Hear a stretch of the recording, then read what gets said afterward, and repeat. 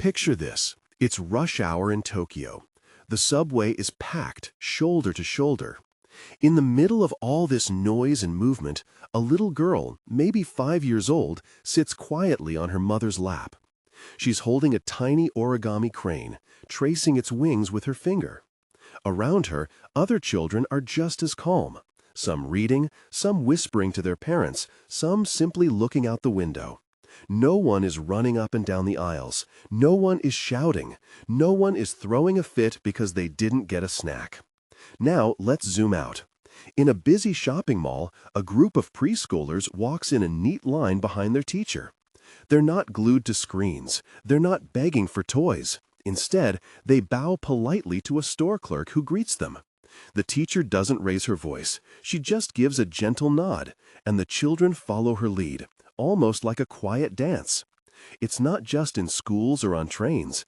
At a crowded festival, families gather to watch fireworks. Kids sit on picnic blankets, eating rice balls and laughing softly. Even when excitement is in the air, there's a sense of calm. No one is being dragged away mid-tantrum. No one is bargaining over candy at the top of their lungs. But here's where it gets interesting. If you ask Japanese parents, most will tell you they don't use harsh punishments. There's no army of strict adults hovering over every child. In fact, you'll often see kids walking to school on their own, chatting with friends, stopping at crosswalks without an adult in sight. It's not about fear. It's not about perfection. It's something else entirely. Meanwhile, in many other countries, public spaces can feel like obstacle courses for parents. You see toddlers flopping on the floor at the grocery store, kids fighting over toys in the park, parents negotiating, bribing, or threatening timeouts. It's almost expected.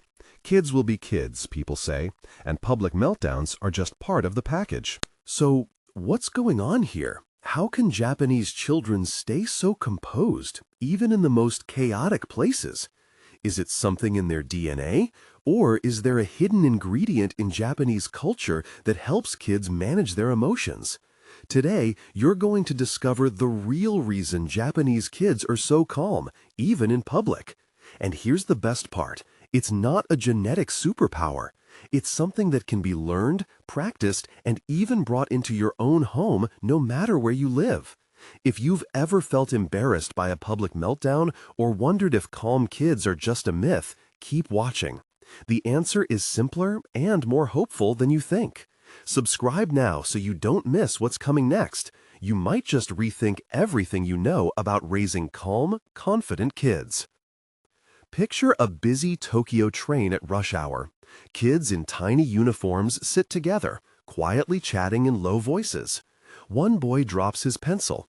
Instead of shouting or crying, he picks it up, takes a breath, and joins back in. His friend nudges him, whispers, "Daijoubu?" A soft, caring, "Are you okay?" And they both smile. What's going on here? Are these kids born calm? Not at all. Here's where it gets interesting.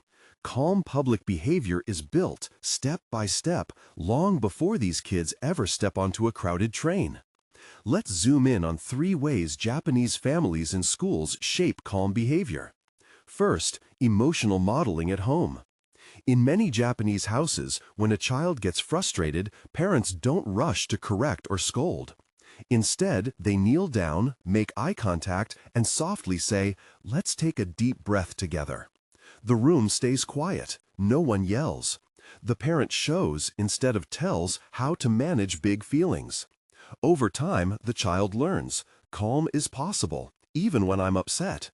Sometimes, a parent will simply sit beside a crying child, waiting quietly until the storm passes. No lectures, just presence. This teaches children that emotions are safe and that calm is something you can return to. But wait, here's something you might not expect. Clear routines. Japanese mornings run like clockwork. Kids wake, fold their futons, set out their chopsticks. At school, there's a song for cleaning time, a bell for lunch, a ritual for saying thank you. These predictable steps give children a sense of safety. They know what's coming next, so they don't worry or act out. In one kindergarten, you'll see a row of tiny shoes lined up perfectly at the door. Each child knows exactly where to put theirs. This order isn't forced, it's practiced day after day until it feels natural. The routine becomes a comfort, especially in new or stressful situations. Now for the twist, social awareness. In Japan, you'll hear the word meiwaku. It means don't trouble others. This isn't about strictness, it's about respect. In kindergarten, kids practice walking in a line, greeting neighbors, and sharing snacks. Teachers gently remind, we all share this space. One teacher points to the floor after lunch. Who will help keep our room nice for everyone? A little girl grabs a broom, proud to help. She isn't forced, she wants to be part of the group. In parks, you'll see children bowing to say thank you after using a slide, or quietly waiting their turn. Even on the playground, the idea is clear. My actions affect everyone around me. But here's where it really stands out. Mistakes are seen as learning moments, not reasons for shame. If a child spills water in class, the teacher might say, let's clean it together. No scolding, just teamwork. The child learns that mistakes are normal and fixing them is part of being in a community.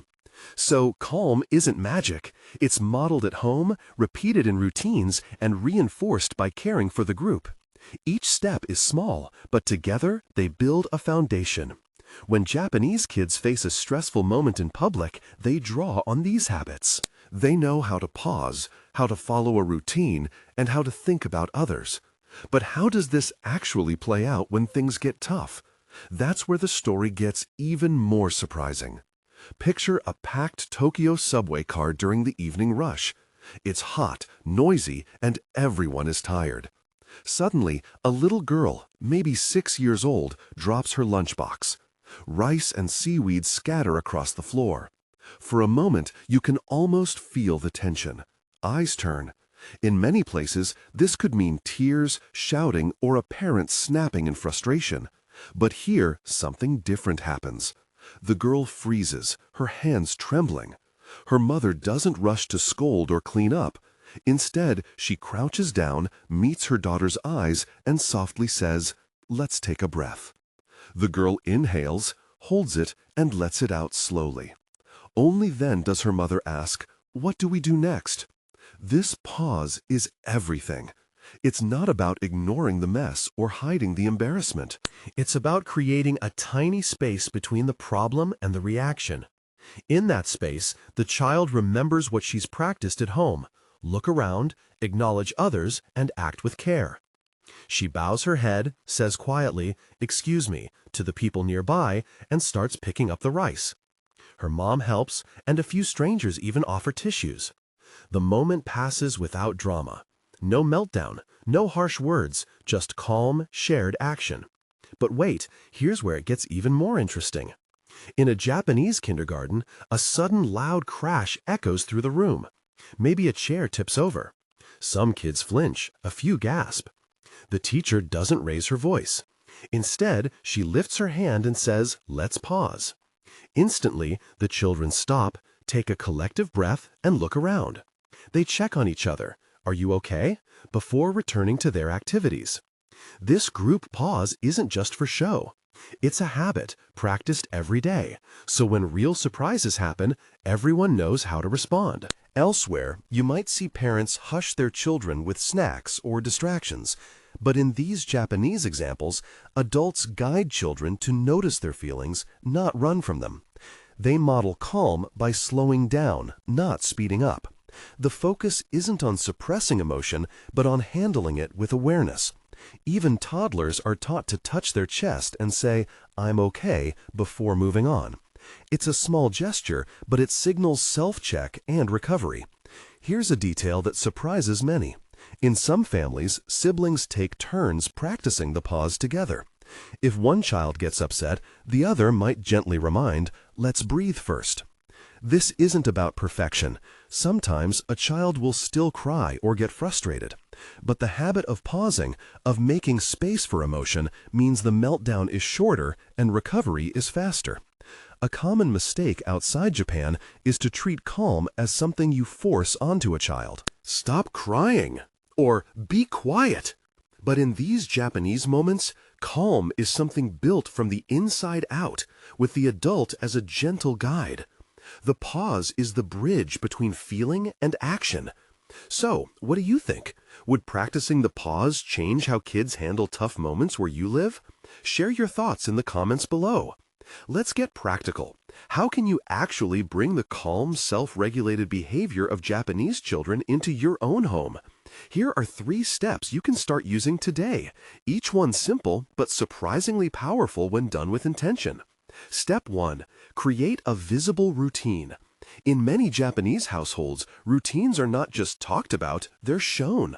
Try this. Draw a morning chart with your child. Use stickers or simple drawings for each step. Wake up, brush teeth, get dressed, eat breakfast, put on shoes, and say goodbye. Hang it at your child's eye level, maybe near the door. Each morning, point to the chart and let your child move a magnet or sticker as they finish each task.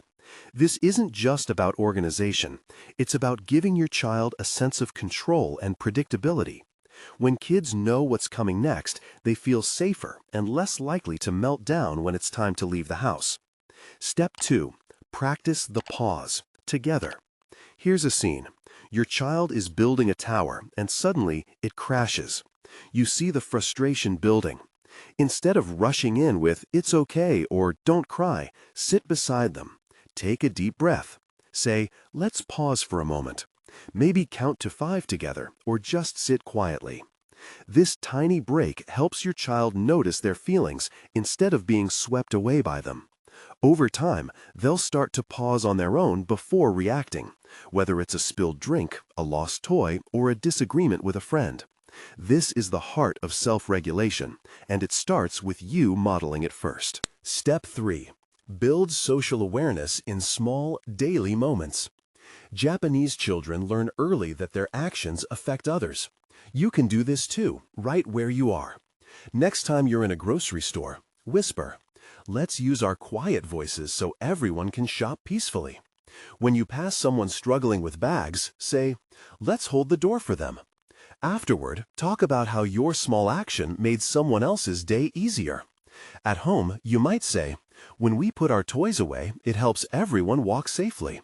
These gentle reminders help your child look beyond themselves and notice the people around them. But wait, what if your child resists? Maybe they ignore the chart, or forget to pause, or shout in public anyway. That's normal. The key is gentle consistency. Don't scold or shame. Instead, bring them back to the routine. "Let's check our chart together." Remind them, "Remember our pause?" Or quietly model the behavior yourself. Children learn by watching, not just by listening. Here's a bonus tip. Celebrate small wins. When your child uses a calm voice in a busy place, point it out. "I noticed you waited patiently in line. That was kind to everyone." When they help clean up after a mess, say, "You made our home nicer for all of us." These moments build pride and reinforce the behavior you want to see. You don't need to overhaul your whole life. Start with just one of these steps. Maybe today you draw a routine chart. Tomorrow, you practice the pause. Next week, you focus on social awareness in public. Over time, these small changes add up.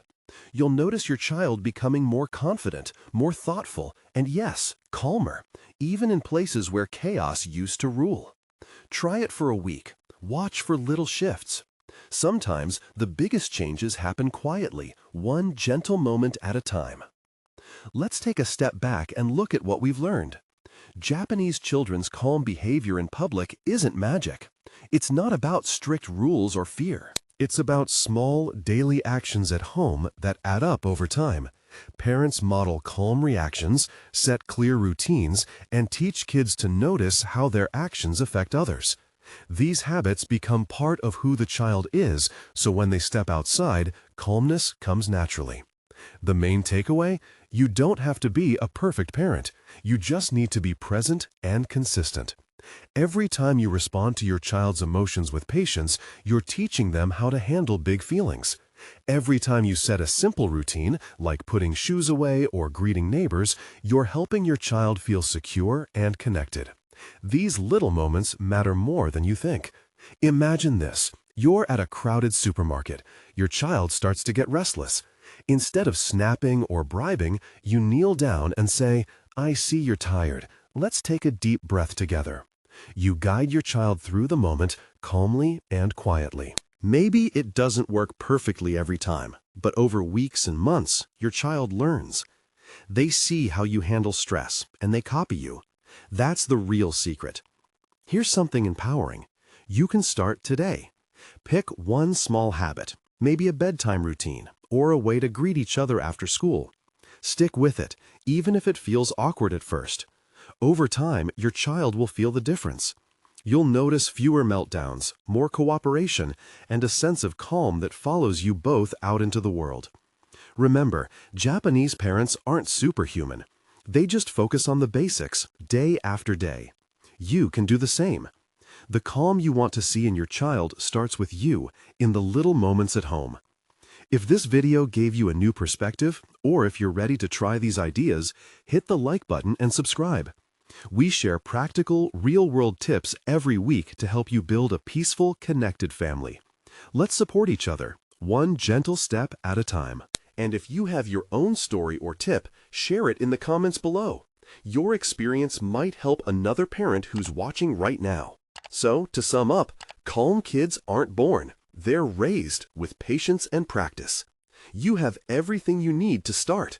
Thanks for watching, and I'll see you in the next video.